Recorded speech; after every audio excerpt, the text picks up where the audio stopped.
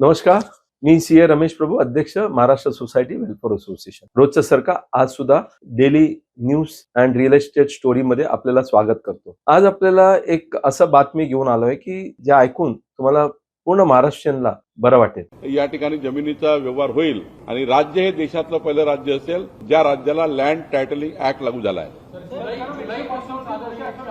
आमचा विचार आहे की त्याच्यात आता आमची सुरुवात झाली आहे. काही सजेशन ऑब्जेक्शन आम्ही पब्लिक डोमेनला घेऊ. साधारण जुलै किंवा जास्तीत जास्त नागपूरच्या अधिवेशनात हा कायदा येईल, पण यातनं सारे अडथळे हे जमिनीचे दूर होतील.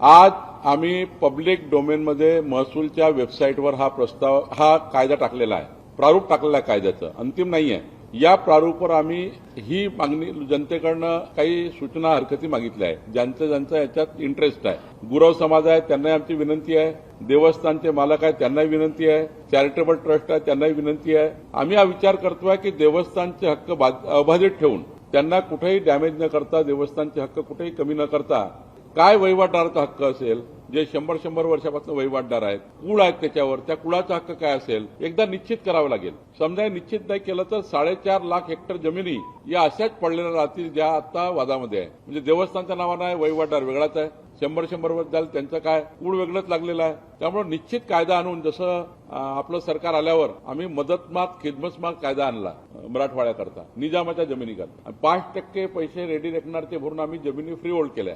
तसा हा कायदा आणावा लागेल जेणेकरून आपल्याला देवस्थानचे हक्क अबाधित ठेवून आपल्याला या ठिकाणी या कायद्याची अंमलबजावणी करायची आहे. जर महिन्याभरात आम्ही वेळ दिलेला आहे, या सुधारणा येतील, आक्षेप येतील, हरकत येतील, याच्यावर अंतिम ड्राफ्ट तयार होईल आणि मग विधिमंडळामध्ये आम्ही तो सादर करू.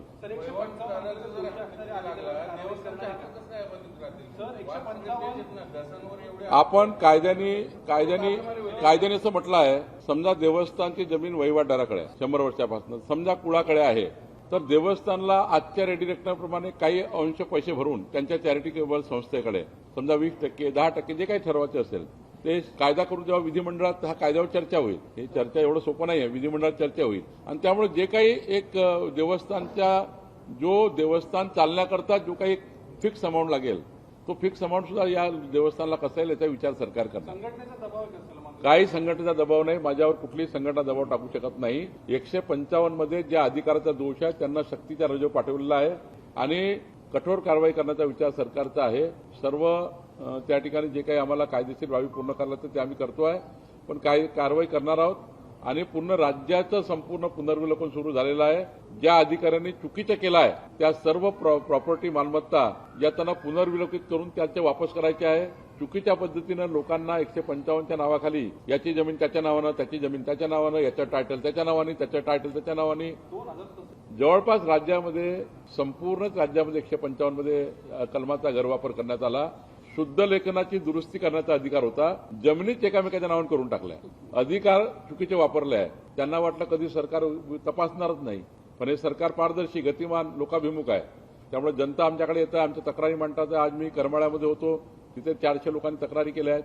त्यामुळे मला असं वाटतं की तक्रारीवर काही अधिकाऱ्यांना आम्ही काही धाऱ्यावर धरणार नाही, पण पुण्याच्या 40 लोकांना सक्तीचा रजव पाठवलेला आहे, म्हणजे 12 लोकांना. बाकीचं आता आम्ही कारवाई पुढच्या 15 दिवसात करू. आज आम्ही विधी व न्याय विभागाचे अभिप्राय मागितलेले आहे. विधी व न्याय विभागाचे अभिप्राय मला वाटतं आज उद्या येतील, त्यावर कारवाई करू. सर, 1-2 गुंठ्याचे व्यवहार करताना अद्याप अडचणी येत आहेत, तर 1-2 गुंठ्याचे व्यवहार होत आहेत, कायदेशीर आहेत का नाही? तुकडेबंदी कायदा आपण निरस्त केला आता, त्यामुळं तुकडे मान्य आहे.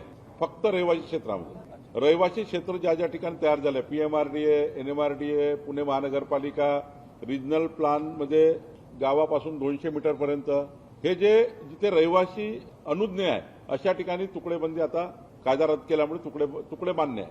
पण शेतीचे तुकडे करता येणार, कारण जर उद्या शेताचे तुकडे आपण मान्य केले तर लोक कुठेही जाऊन कुठेही प्लॉट टाकतील आणि त्या ठिकाणी अनियमित डेव्हलपमेंट तयार होईल. आणि त्यामुळं जो रहिवासी भाग आहे, जिथे औद्योगिक क्षेत्र आहे, जिथे वाणिज्य क्षेत्र आहे, त्या ठिकाणी तुकडेबंदी कायदा आता नाही, त्यामुळे तुकडा करता येतो. जिल्ह्यामध्ये अनेक ठिकाणी प्लॉटिंग पडते, म्हणजे तुकडे पूर्व विकतात, 11 गुंठे विकतात शेतीची, त्याचं काय पुढे? मी तुम्हाला वारंवार सांगतो की तुम्ही अजून थोडा गैरसमज दूर करा जनतेचा, की ज्या ठिकाणी रहिवासी बेल्ट आहे त्या ठिकाणी तुकडा मान्य आहे, म्हणजे 2024 पूर्वीचा. आता मात्र तुम्हाला लेआउट सँक्शन करावं लागेल.